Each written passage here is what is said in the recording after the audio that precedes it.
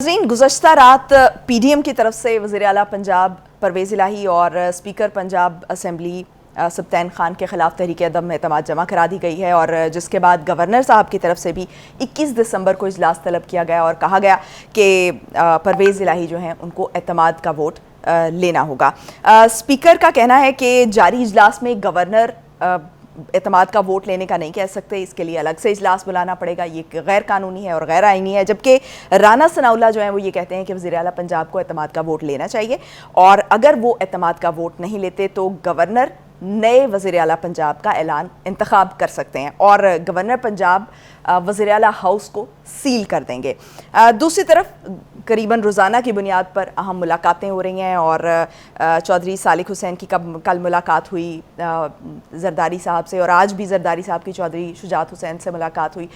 मुलाकातों में क्या डिस्कशंस हो रही हैं, क्या चल रहा है, क्या फ़ैसले लिए जा रहे हैं, इस पर बात करेंगे सेठी साहब से। सेठी साहब, कल जो अहम मुलाकात हुई चौधरी सालिक हुसैन की और जरदारी साहब की और पैगामात का तबादला हुआ, तो इस में क्या ख़ास पैगाम था? क्योंकि उसके बाद हमने देखा कि 2-3 घंटे के बाद ही तहरीक अदम एतमाद जमा करा दी गई। क्या यही वो ख़ास पैगाम था? जी हाँ, मेरा ख्याल है कुछ बात तो चली है ना, चौधरी शुजात और जरदारी साहब के दरमियान एक तरफ और चौधरी परवेज़ इलाही साहब दूसरी तरफ। क्योंकि आपको पता है कि जब ये गवर्नर साहब का और ये वोट ऑफ नो कॉन्फिडेंस आया तो उस वक्त स्पीकर साहब बड़े इत्मीनान के साथ बैठे हुए थे रिसीव करने के लिए। हालांकि वो उठ के जा सकते थे और रिसीव ना करते, और वो बड़े इत्मीनान के साथ बैठे हुए थे और उन्होंने बड़े आराम से वो सारा कुछ रिसीव कर लिया। इसका ये मतलब है कि कुछ अंडरस्टैंडिंग हुई है कि जी हम करने लगे हैं और आप रिसीव कर लें। और आगे भी मैं समझता हूँ कि जो स्पीकर साहब ने ये जो रूलिंग दी है कि जी अब हम जुमे के दिन देखेंगे, क्योंकि जब तक असेंबली सेशन में है आप मूव नहीं कर सकते वोट ऑफ कॉन्फिडेंस या वोट ऑफ नो कॉन्फिडेंस। तो ये बड़ी दिलचस्प डेवलपमेंट है, क्योंकि अगर ऐसी सूरत हाल है तो फिर लॉज भी उन्होंने एक्सेप्ट भी कर लिया है, इसका मतलब है डिसोल्यूशन तो हो नहीं सकती। मगर क्या वोट ऑफ कॉन्फिडेंस और नो कॉन्फिडेंस कब लेंगे, वो कहते हैं जब तक असेंबली सेशन में है तो आप ले नहीं सकते। तो एक किस्म का स्टेटस को हो गया है, जिसका सारे के सबसे ज्यादा फायदा चौधरी परवेज़ इलाही को है और सबसे बड़ा नुकसान जो है वो इमरान खान को है, क्योंकि अब ना असेंबलीज डिसॉल्व हो सकती हैं ना परवेज़ इलाही साहब की छुट्टी हो सकती है। और मेरा ख्याल है ये कुछ पीछे बिहाइंड द सीन्स कुछ बात हुई है। मेरी चिड़िया की ये खबर है कि जब ये सब कुछ हो रहा था तो वो उस वक्त भी परवेज़ इलाही साहब बड़े मतलब कॉन्फिडेंट थे, और आज भी सेक्रेटरी उधर असेंबली के अंदर बड़ी अफरा तफरी रही है, मेरी चिड़िया की खबर है।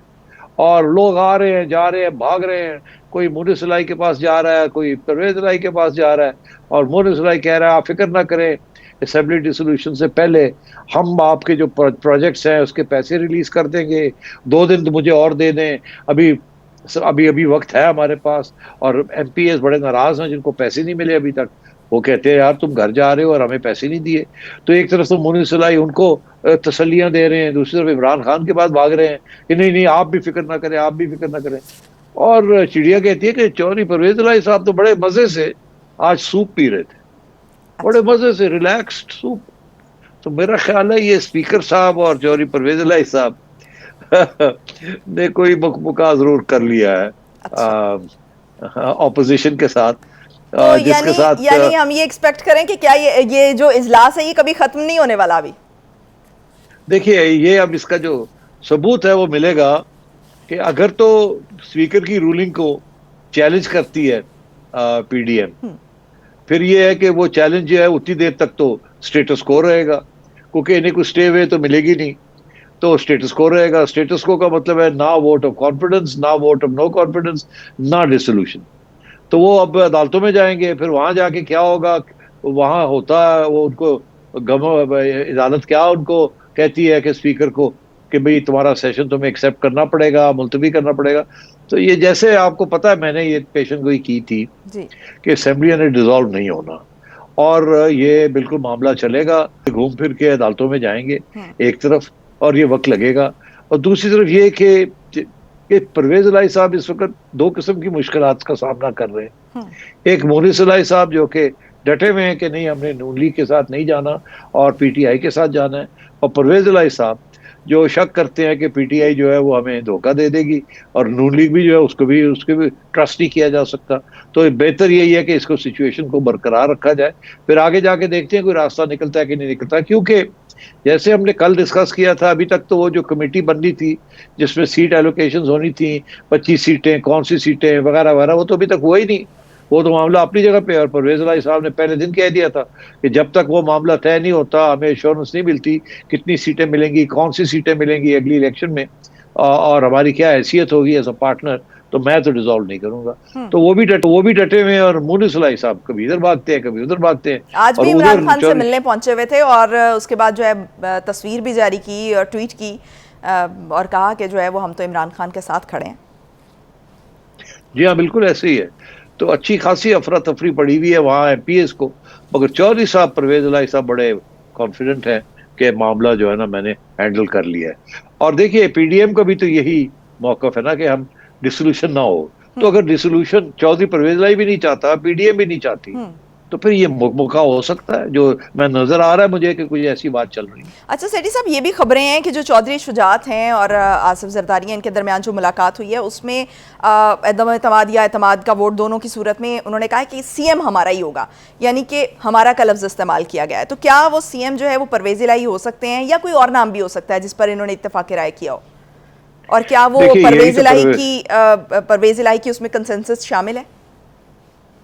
नहीं, अभी शामिल कैसे है, नहीं है। ये तो पीडीएम चाहती है ना, तो परवेज इलाही साहब तो ये नहीं चाहेंगे। तो इसलिए इसमें तो अभी बातचीत चलेगी, मौका होगा। देखना ये है कौन ज्यादा हावी है कि नहीं।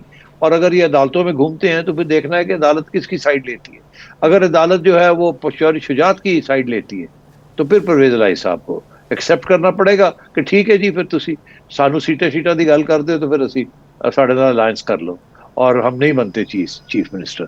मगर अगर चौधरी परवेज इलाही का मौकफ और स्पीकर का मौकफ हावी हो जाता है तो फिर दूसरों को देखना पड़ेगा कि क्या वो ऑफर करने के लिए तैयार है कि नहीं। क्योंकि एक वक्त तो तैयार थे कि इलेक्शन तक चौधरी परवेज इलाही चीफ मिनिस्टर रहे। तो ये अभी गेम चलेगी।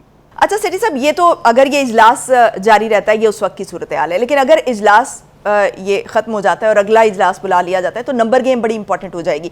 और इस वक्त जो क्लेम किया जा रहा है, जो दावा किया जा रहा है, पीटीआई के लोग जो हैं वो दावा कर रहे हैं कि हमारे साथ नून लीग के कुछ लोग राबते में हैं और नून लीग ये दावा कर रही है कि पीटीआई के कुछ अरकान हमारे साथ राबते में है। और इनमें से अगर कोई जब वोटिंग की बारी आएगी तो अगर इनमें से कोई गैर हाजिर होता है तो और वो पार्टी या फिर दूसरी सूरत में वो पार्टी पॉलिसी के खिलाफ वोट करता है तो क्या सूरत हाल होगी?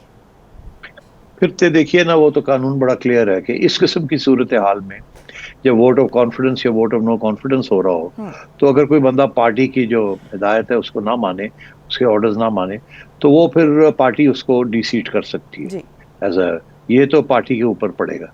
तो अगर ऐसी सूरत हाल होती है तो फिर जो लोग नहीं आएंगे वो दे कैन बी डिसीटेड। सवाल यहाँ ये आएगा कि कौन डिसीट करेगा, चौधरी परवेज इलाही करेगा या चौधरी शुजात करेंगे। और वापस फिर आप अदालतों में घूमेंगे। वो जो मैंने आपसे कहा कि उस स्टेज पे भी आपको पता ही है ऑलरेडी एक फैसला है कि पार्लियामेंट्री लीडर जो है वो फैसले करता है और दूसरी तरफ एक इमरान खान के केस में एक ये भी फैसला है कि पार्टी हेड करता है। तो अब ऑल्दो अदालत ने तो पार्टी पार्लियामेंट्री हेड को अहमियत दी है, मगर अपील में ये ओवरटर्न भी हो सकती है। और दूसरी बात ये कि वो सूरत हाल क्या होगी कि अगर ये 10 के 10 लोग जो है पीटीआई के पीएमएलक्यू के काफली के ये कहते हैं जी कि हमारा पार्टी हेड चौधरी शुजात है तो हम तो उसकी तरफ जा रहे हैं, हम तो उसकी बात मानेंगे, तो फिर क्या होगा। तो ये मैंने कहा ना, ये सारी बातें अदालतों में घूमेंगे सारे। और जब तक अदालतों में घूमेंगे असेंबली डिसॉल्व नहीं होनी, जो कि पीडीएम का मकसद है। ठीक। अच्छा सेठी साहब, हॉर्स ट्रेडिंग वाला मामला जो है वो इस वक्त नज़र नहीं आ रहा, ना कोई बाज़गश सुनाई दे रही है, ना कोई एक दूसरे पर इल्ज़ाम लगा रहा है। और वैसे भी लग रहा है कि जो पिछला जो सारा एक प्रोसीजर हुआ उसके दौरान जो है हॉर्स ट्रेडिंग वाला मामला बहुत ज़्यादा हाईलाइट हो गया, जिसके बाद अभी कोई हिम्मत भी नहीं करेगा। तो अगर कोई पार्टी पॉलिसी के खिलाफ वोट करता है या दूसरी पार्टी की तरफ जाता है, क्योंकि 2 राउंड्स होंगे इस सूरत में, क्योंकि 186 का वोट, तो 186 का जो फिगर है वो लेना होगा। 186 किसी के पास भी अगर नहीं होते फॉर एग्जांपल तो वो दूसरे राउंड में जाएगा। दूसरे राउंड में अगर कोई कुछ लोग मिसिंग हो जाते हैं तो क्या सूरत हाल होगी? देखिए, अगर तो वो नून लीग के पीडीएम के लोग मिसिंग हो जाते हैं तो फिर तो पीडीएम हार जाएगी। अगर इनके लोग मिसिंग हो जाते हैं पीटीआई के, तो फिर यही होगा कि पीडीएम जीतेगी मगर अदालतों में घूमेंगे आप कि वो और उनको फिर सेक्रीफाइस करनी पड़ेगी। सेक्रीफाइस से मुराद ये है कि जो लोग फिर नहीं आएंगे उनको पता होगा कि हम फारग हो रहे हैं फ्रॉम असेंबली, हमारा वोट काउंट नहीं हो रहा। तो अगर वोट काउंट नहीं होगा तो फिर गिनती कैसे पूरी होगी? तो अगर ऐसा डेडलॉक रहा तो गवर्नर्स रूल लगा देंगे वो। फिर आप रोक नहीं सकते गवर्नर्स रूल को। वो कहेंगे जी किसी के पास मेजोरिटी नहीं है, सारे ना या आउट हो गए हैं या किसी के पास मेजोरिटी नहीं है, तो मैं गवर्नर्स रूल लगा रहा हूँ। फिर गवर्नर्स रूल को रोकना बड़ा मुश्किल हो जाएगा।